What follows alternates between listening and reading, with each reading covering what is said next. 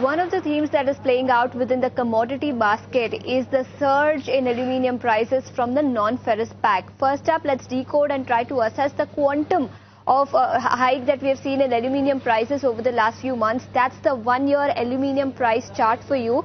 At the same time last year, aluminium prices were at about $2,500 per ton. Fast forward to 1 year, currently it stands at about $3,650 per ton, which means over the last 1 year, prices of aluminium have risen by 49% on the London Metal Exchange. And this year, so far, in the calendar year 2026, aluminium prices have risen by 22%. That's the kind of sharp uptick that we have seen in aluminium prices on a year-to-date basis. Let's try to understand what is leading to that and what's the outlook going forward. So let's try to decode all of those factors. But before that, China, remember, is the largest producer of aluminium. It accounts for 60% of global aluminium output, and even modest output tweak can alter global supply disruptions, and that is exactly what is playing out in the global commodity market and global aluminium market at this point in time. Some regulatory changes by China is what is leading to the spike in aluminium prices that we are seeing of late. Last week itself, aluminium prices were at the highest level that we have seen in the last many years.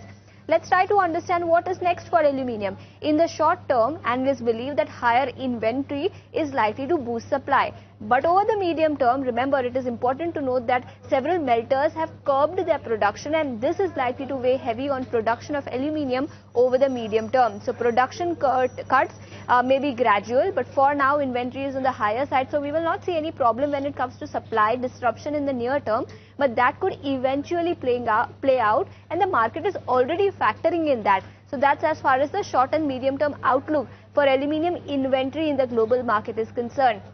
Let's also try to assess why aluminium prices in the global market have been surging, and there are several factors. First, of course, is West Asia-led supply disruption. Second is operational constraints at smelters.